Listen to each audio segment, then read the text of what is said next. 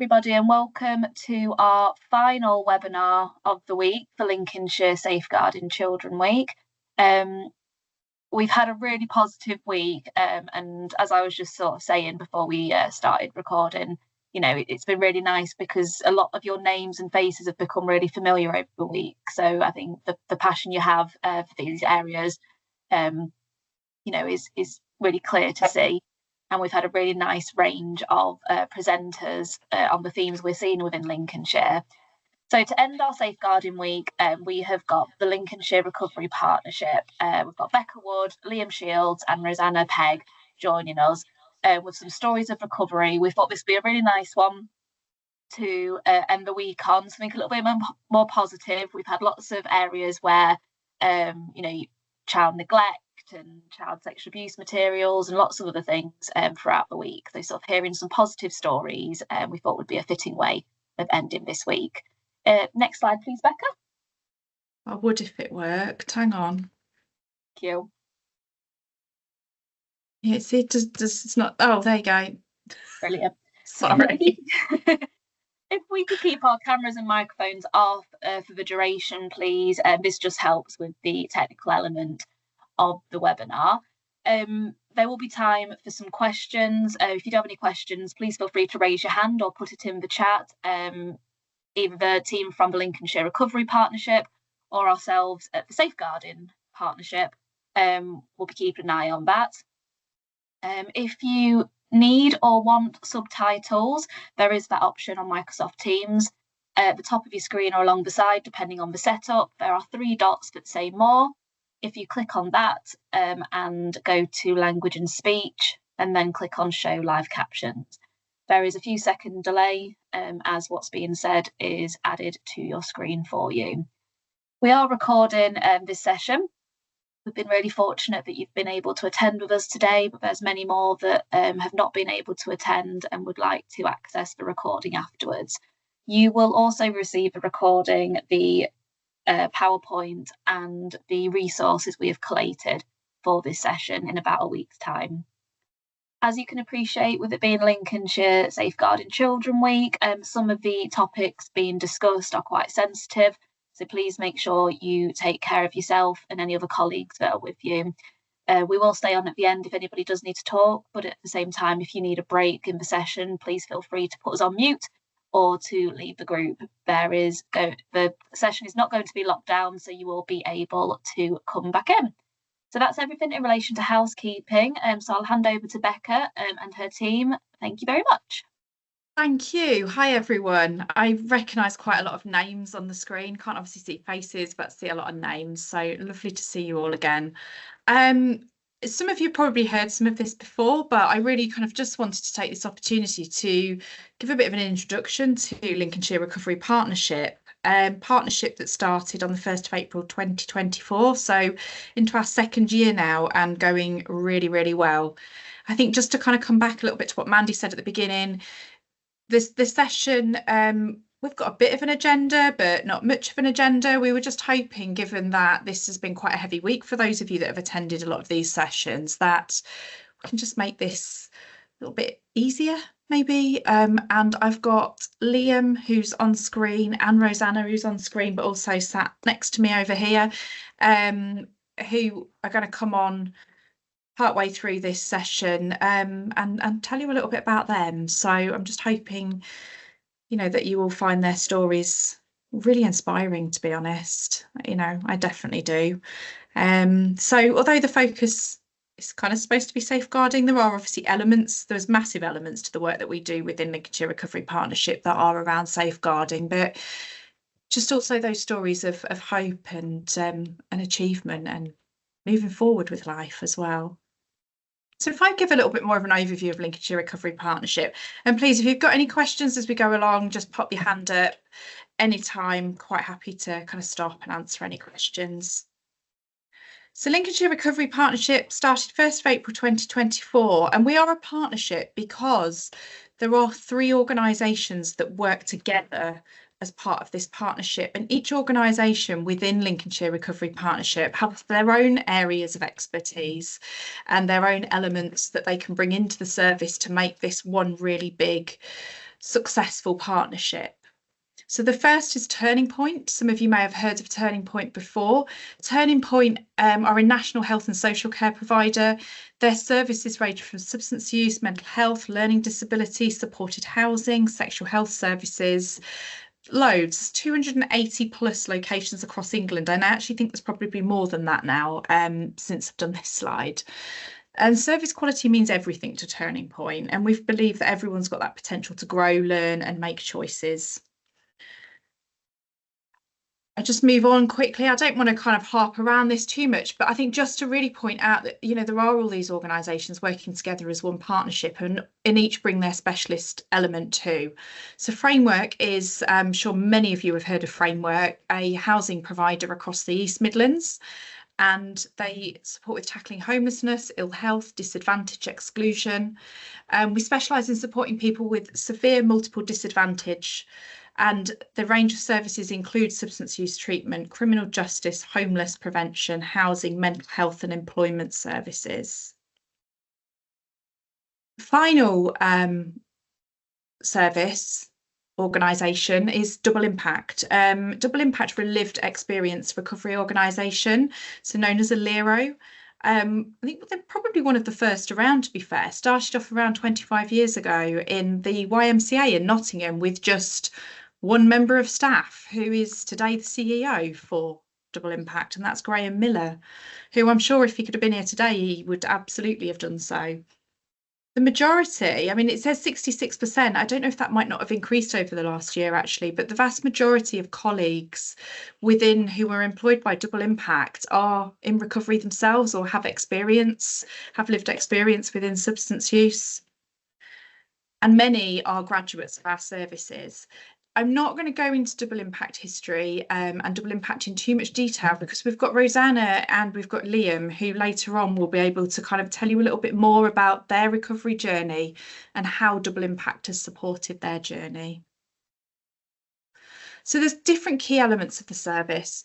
Lincolnshire Recovery Partnership as a whole are there to support those people who use substances, be that drugs or alcohol, whether they are prescribed drugs that maybe are being overused, illicit drugs, alcohol, anything, when anybody feels that they may have a problem with that substance use, we're here to support.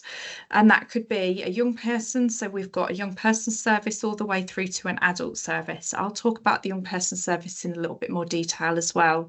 But the different key elements of the service, Double Impact are mainly there around that recovery support, So often for people who have been through the treatment service, who are in recovery and who with a significant amount of peer support, got volunteering and mentoring programs. We've also got an individual placement support, so IPS. So that is employment support, and the IPS team are really, really successful. Numbers are really quite high at those people who have not been in employment for many, many years, getting back into some form of employment. So really, really positive. It's so great to see. Other elements of the service are clinical. So for some of those people that enter the treatment service, they may need clinical intervention.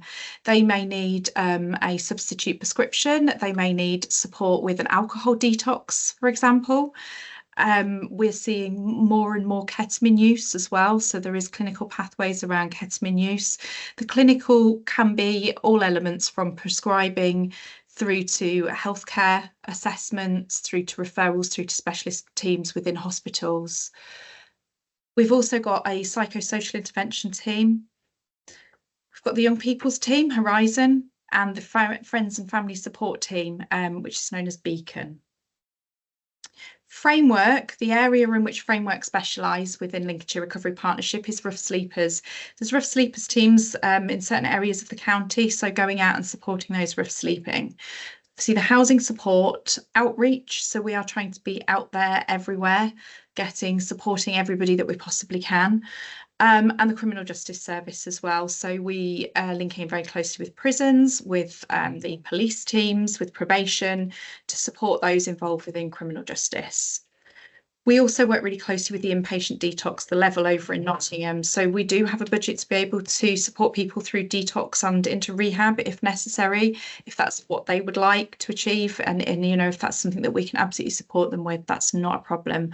So there are loads and loads of different elements to the service that we can support people with. And I know I've missed loads, but also quite conscious I don't want to waffle on too long. So if anybody has got any questions and thinks I've missed anything at any point, just ask. Oh, just to before I come on to Horizon, there's a slide I didn't really put in, which is I guess, where are we? We're everywhere. We're in Lincolnshire, we're everywhere. We cover every area of Lincolnshire. We've got 6 main offices, being Lincoln, Gainsborough, Grantham, Boston, Spalding and Skegness, and then we go out to satellite sites on a weekly basis as well. So that will include Horncastle, Louth, Mablethorpe, Sleaford, Stamford, Deeping, Bourne.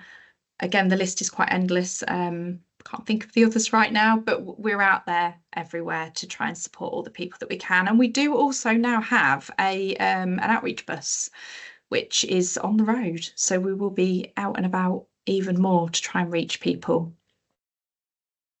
The young person service, we work with young people up to the age of 18, sometimes a little bit over. We support those young people to make those changes, whether it's to cut down, quit, gain control, or just learn more about the risks and effects of drug and alcohol use. And I think that's really important. I think, you know, looking at kind of names on the screen now, the majority of you guys are professionals. Even if you're not, that doesn't matter from what I'm about to say. But I think it's really important that for accessing any element of our service, we're not here to tell people what to do. I think there's often a misconception that we're here to tell people they've got to stop using, particularly when it comes to young people. Some don't want to stop using, and although we don't really want them using substances, at least we could potentially work with them to give them that harm reduction advice, to support them to make those informed decisions themselves. And if they don't want to stop, fine, but at least we can give them that information to help them be as safe as they possibly can be. The same goes for adult services. You know, adult service users, we've got needle and syringe programs. We've got naloxone to help with any overdose as well. I can come on to that in a little bit more detail. It's not something that I'd put in loads of detail at all, to be fair, but if people did want to find out more about naloxone, absolutely quite happy to speak about that. But we provide that factual and up-to-date harm reduction information to enable young people and all the adults that we work with to have a better understanding of the risks, how to stay safe and how to make the right choices for them. So with regards to young people, again, it's a county-wide offer. The slight difference with the young person service Horizon is that we are outreach based. We will go and see that young person wherever is most suitable to them, be that school, home, children's centres, other community venues. Over the summer, sometimes that could be McDonald's, it could be a wander on the beach, it could be whatever's most suitable to them. So we've got the flexibility to work with people over the age of 18 if we need to, if we have a young person that may have some additional needs and may sit better working within the young person's team, then we would absolutely support them with that. Non-judgmental, free and confidential service, and that is the case not just for Horizon, but for the whole of Lincolnshire Recovery Partnership. Within Horizon, we also work closely with the Stay Safe Partnership, and we deliver drug and alcohol awareness sessions in secondary schools and Year 6 primary schools. We offer support and guidance to other professionals if requested, and if anybody on here feels that they would benefit from their teams having any awareness sessions around substances, more than happy to just give me a shout. I know we're going to be supporting foster carers shortly as well, going and delivering some awareness sessions, really around kind of substance use, what drugs are being used at the moment, what signs to look out for, and how to support people if they are using, what advice to give. It's often really hard, isn't it? And I'll come on to Beacon in a moment, but it's often really hard to know what advice to give somebody if you know that they're using substances, and how to support them as best you possibly can. So we will more than happy to come out and deliver any sessions that anybody would like. So we work holistically, trauma-informed approach at all elements throughout our service, and we will, if necessary, make any appropriate referrals to other professionals where there might be some unmet needs. We work really closely, very multi-agency with other agencies, schools, Future for Me, social care, health, housing providers. The list is endless. So referral wise, I mean, I'm quite happy to send details out after this session as well, but we've got individual pages for each of our services. We've got Lincolnshire Recovery Partnership.co.uk, we've got linkshorizon.co.uk, and we've got linksbeacon.co.uk, and you can make an online referral through there. Any professional can make a referral, provided they've got that person's consent to make that referral, or somebody can self-refer. Really easy, or there's a phone number. Again, I'll send all these bits out at the end. And then the final element to the service, I say the newest element to the service is, as of the 1st of April this year, we launched the Beacon Friends and Family Service. So supporting those who are affected by somebody else's use. Many of you on this call may recall Oasis. So Beacon are now Oasis. Staff transferred over at the end of March, and the service was renamed, and we're now known as Beacon Friends and Family Service. It's available to anyone over the age of 5 who might be affected by another person's substance use, whether that's a family member or a friend. It doesn't have to be a family member, and I think that's often been the assumption in the past. Anybody that is affected by anybody else's substance use that's really struggling to potentially manage the impact of that on their life, we can support them. The person using the substances does not have to be in treatment with us. Although Beacon sits within Lincolnshire Recovery Partnership, it is still its own separate entity, its own separate service. And the confidentiality of the service users for each element of the service is very much protected. So what we would do if we'd got a family member in service and a service user is we could potentially look to work together to support them, and joining up those sessions where appropriate, but that would be very much based on the need and the appropriateness. We do try and adopt that family approach, that whole family approach to working with people. So again, there's no wrong door approach. The service is flexible, and again, we'll see people wherever they feel most comfortable. We'll give advice to those affected by another person's substance use. Many often experience stress, anxiety, isolation, impacts on mental and physical health, relationships or finances. So it could be that somebody has contacted us needing some support because they are a carer for that other person that's using substances, and we would look to refer to carers first as well. We've got peer support groups, we can offer one-to-one sessions, and we can offer bespoke support. Everybody's needs are different, everybody's individual, so we will look to work with that person however best suits their needs. We do have quite a lot of structured interventions as well, which are very much evidence-based to support family members and friends. How to refer, I'd already mentioned it, but there's the link. So linksbeacon.co.uk, or pop into any of the offices, and the same phone number as for the rest of the service. So that is a bit of an overview of the service that we offer. Has anybody got any questions at this stage? No? And we'll go on to the next bit. So I'm hoping this is probably more the bit that you're all here for, to be fair, than listening to me waffling on. But I've got 3 stories. I say stories, it's 3 experiences of different lives. Dan's story is not working on here. So what I am going to do is I'm going to pop it in the chat. I'm going to pop a link in the chat. If people could possibly then take, so it's 12 minutes, or it's 11 minutes long. Just going to come back, bear with me.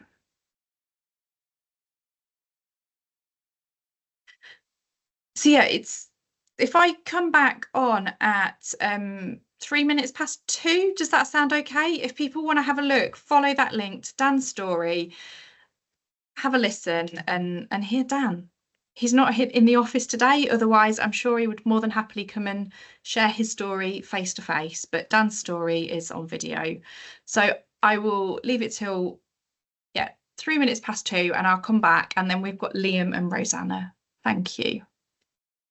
There's thumbs up and hands up. I'm hoping that that's the, but I have no idea how many, so that wasn't even the best idea I came up with there, was it? I think that worked really well. If they're not quite finished, they can finish sort of later. So yeah, if you want to move on, you're more than welcome. Okay, thank you. Yeah, so it looks, you know, loads of you have put something in the chat. Totally agree. What an inspiring person and story. And I'm sure you're going to kind of hear a little bit more as well. So Liam, are you ready? If I hand over to you, and Liam's gonna have a chat with you about him and his story. Thank you. Thank you. So hello, I'm Liam. I'm a recovery coach in Grantham with LRP, Double Impact, working with people in recovery, similar to Dan. I think Dan kind of summed it up really quite well there. My sort of journey into recovery was about 3 years ago. I had a bit of quite a bit of trauma when I was about 20, 21. And looking back on it, I handled it in a way I probably wouldn't now. I use substances to sort of mask feelings and hide emotions and stuff like that. And I didn't talk about problems, and my problems were sort of covered with substances. So I started off going to a therapist and actually opened up a bit. And the more I did that, the more sort of comfortable I got talking. And then the substance issue kind of went away a little bit. And she sort of suggested about Double Impact at the time. And my initial thought was, no, I don't need to do that. I don't have a problem. And she just sort of encouraged me to try it. And similar to Dan, I sort of just came in, referred in, met with someone on the treatment side.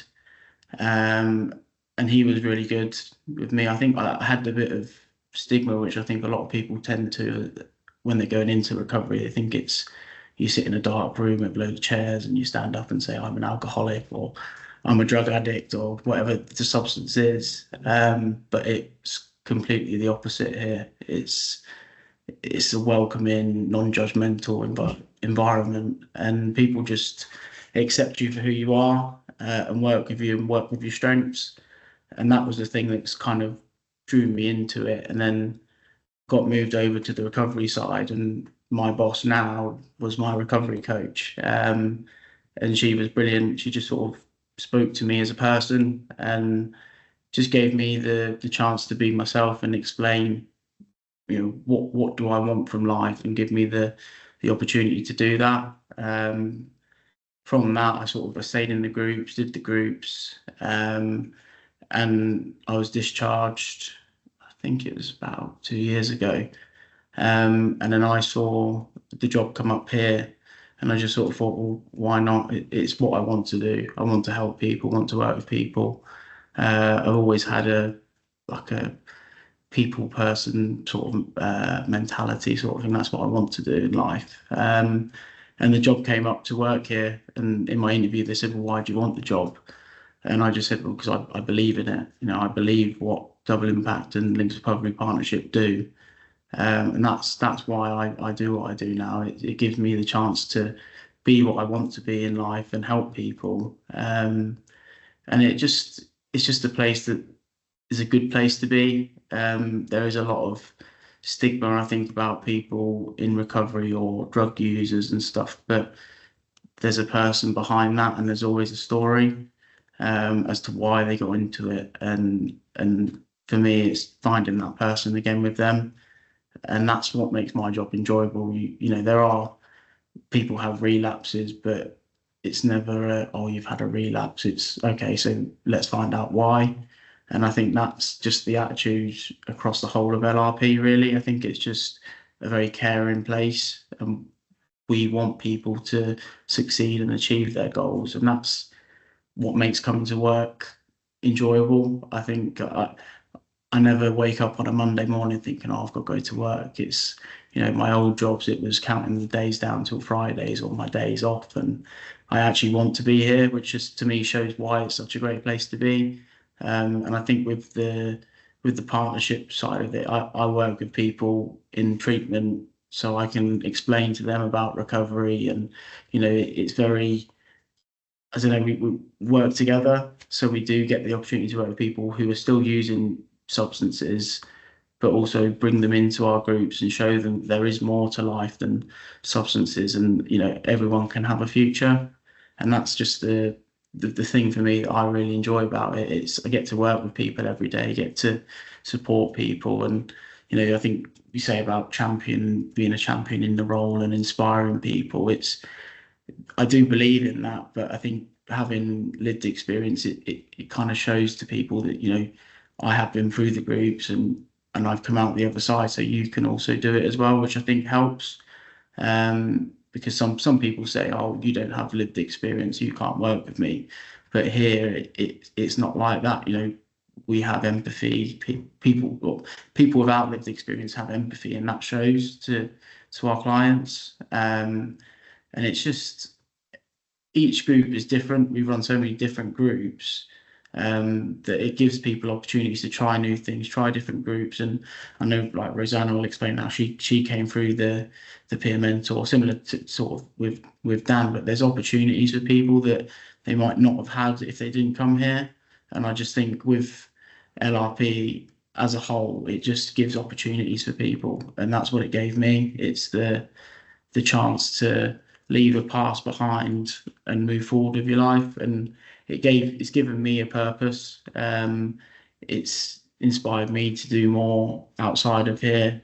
So like I'm now doing my life coaching and counselling, and it's opened my eyes to what I want to do with my future. So it just sums it up really for me. It's just an inspirational place to be. It gives people opportunities. It allows people to be who they want to be. And yeah, I don't know. I've always had values in my life. I've always been respectful, and I thought I've been honest when I haven't been honest my whole life, because I hid behind substances and stuff. But it's taught me a way of life, of living like a values-based life. In our groups, we speak about having values opposed to rules, and saying values give us a choice, whereas rules are sort of implied on us. So, you're driving down the road, you can't jump a red light, or you can't go into a shop and steal things. It's giving people the choice to make their own decisions and base their behaviours on their values. So we have, at the start of every group, 99% of the groups, we do values, and what values can we do in the group and also outside of the group in life. And it just gives people a chance to think and have a choice about how they want to behave.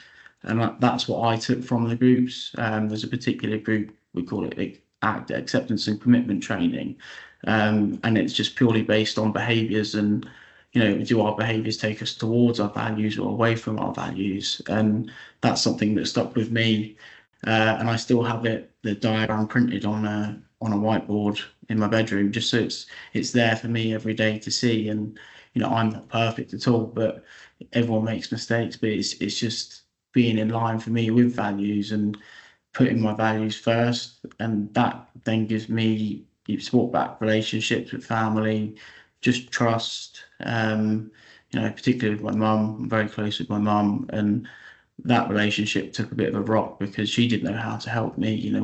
She's never had a substance issue. What can I do? And I am very lucky to have the relationships I have, and to be able to do it every day kind of just reinforces it for me. So as much as it's helping other people, it keeps me in line with where I want to go. And just like even the support from Gemma, my boss, and higher up, and like opportunities like this. Me and Rosanna did a speech last month, and it just gives you so many different opportunities to talk to people.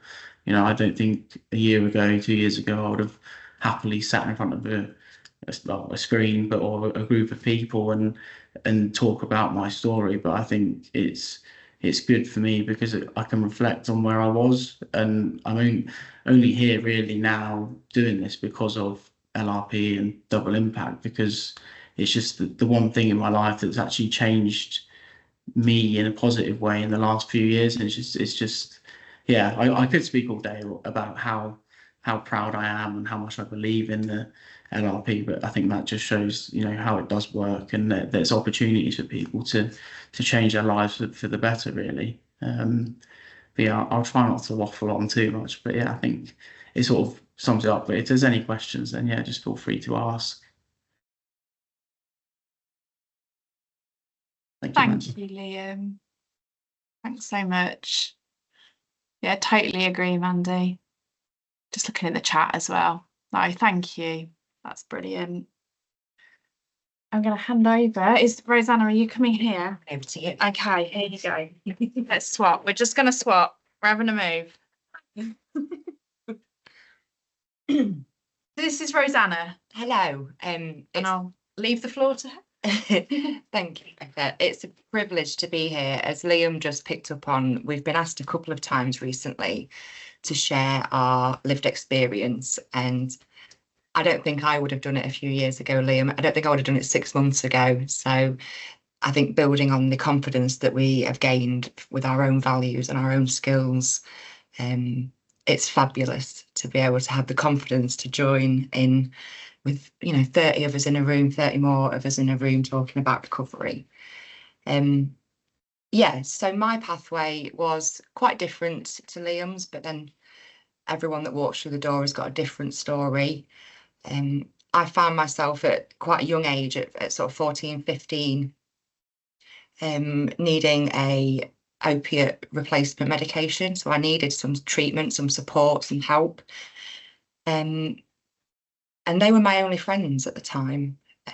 I used to skive off school to go to key working appointments with a wonderful woman that was supporting me, that I've been chatting to team members about today, and they still remember her too. So it's really powerful for me to have that continuity, that now in my sort of, close to my 40s, I can remember someone that when I was such a young teen supported me in the way that I strive to support people now.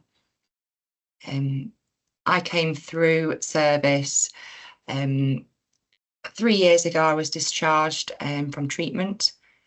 And then I started working on my own resilience, my own skills as a person, and found that in the community, my doctor wasn't really interested in working with me on my mental health without medication, which was something I was resistant to. Confidence-wise, I couldn't make eye contact with people in the street. I was PTSD, traumatized really by my experiences. I came back to Double Impact as a last sort of resort. Somebody please help me. I know I've got a good brain. I know that I can achieve things, but it had been buried. 20 years of opiate addiction had really got me feeling like I had nowhere to go. And even in my sobriety, I didn't feel like I had anything to give people. So to come through to Double Impact, to be engaged in the mentoring program, which gave me the skills to communicate, taught me about psychological flexibility, so that when I had a bad day, it didn't continue into a bad week. It didn't prompt a relapse or a lapse. These tools in my recovery were immensely powerful. I believe in autonomous healing. I believe that we have the power inside us to achieve what we want to achieve, but we sometimes need someone to point out what we can possibly achieve. Double Impact and Lincolnshire Recovery Partnership certainly gave me those skills and opportunities. And I have watched myself in the last year go from being a timid and frightened person with no real hopes for the future other than getting through the next day, being on benefits, not working. This last year has changed all that. I work 3 days a week now. I contribute to my society. I have got healthy relationships with friends and family. I've made amends with the people that I needed to. And I've got acceptance about the things that I can't change. And that's what's been powerful for me in my healing. The prescriptions, brilliant, definitely needed. Psychosocial intervention that I've had now in my recovery is why I can sit and talk to you today. And I'm so proud to be sat here talking to you today. If there's any questions, anyone needs guidance, we are the place to come for support. I speak to people in groups daily who have been stigmatised by the system. They may be parents, they may be young people. We don't want anyone to slip through the cracks anymore. This service over 20 years has gone from being a key working appointment once a fortnight to now the service that we offer is wraparound care, really. Engaging in groups 5 days a week if you wanted to. If you're too anxious to come to a group, I'm going to phone you up and offer to meet you for a coffee around the corner, and we'll go to that group together. Because breaking those barriers for people that genuinely want to change and want help, that's where we and our lived experience is invaluable, I believe. We still need administrators and we still need management, and we can aim for it. You know, our senior manager, Graham Miller, fabulous, comes in and gives us as much support on a weekly basis as what a general manager would. Inclusivity, and we do recover. I think that's the takeaway from my experience, from Dan's and from Liam's too. If we're given the tools and time and respect and compassion, we do recover. I think I'm gonna pass that to Becca. Thank you very much. Thank you, Rosanna. Thank you so much. I just want to say absolutely incredible, Liam and Rosanna and Dan as well. I think that is just an incredible end to the week, to show sort of where your experiences have brought you today. I feel a little bit emotional, hearing you both. So, and I know that people are feeling that in the chat as well. To give people a chance just to ask a question, if people could add any questions or comments into the chat. I'm just going to hand over to Rachel Thomas-Friend from our training team, who's just going to talk for a couple of minutes on the training we have that links to this. And then once Rachel's shared that, we'll come back for any questions and comments, if that's okay, Becca, Liam and Rosanna. Oh, thanks, Mandy. I was in the middle of typing myself. I've blown away from both of your stories, actually, and your experiences. Powerful. And it's going to be such inspirational ambassadors for the service. That was amazing. Thank you both. So I've just come on just to signpost you, really, if this has sort of whetted your appetite as a professional to want to know more about how you can support people and families that you come into contact with. We do have a workshop that you can book onto, which is on our LSCP Enable training site, which is called The Impact of Drug and Alcohol Use on Families. We co-deliver this with LRP. We have the lovely Ellie, who's from the service as well.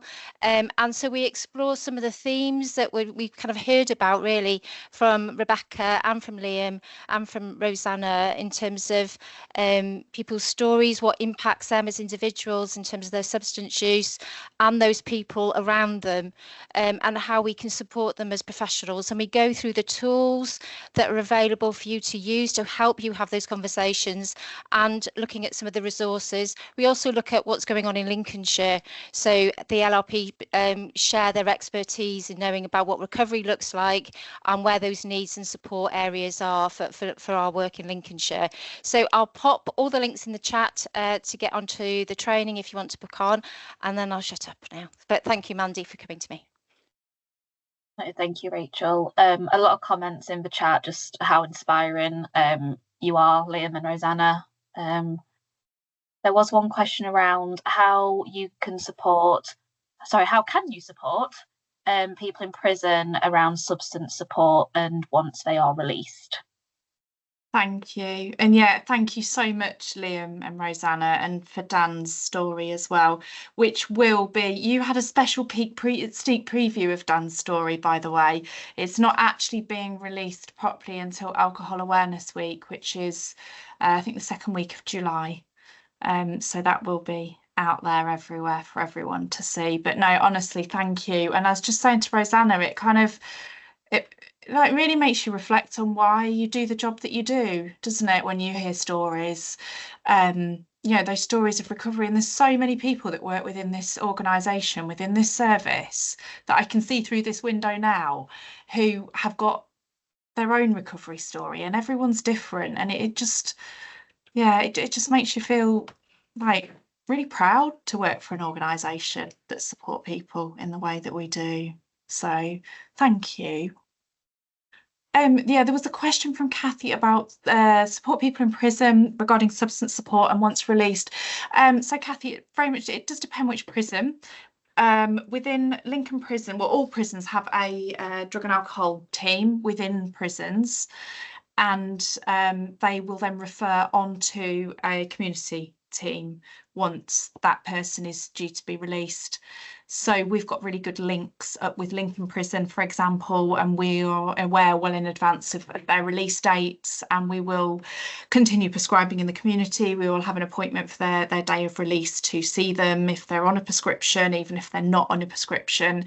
It depends. We work very closely with, we're part of the IOM team, so the Integrated Offender Management team, and for certain people we will go in and see them whilst they're in prison as well, to build up those links for their release, so that they can have that continuity throughout. So there absolutely is support. Has that answered your question?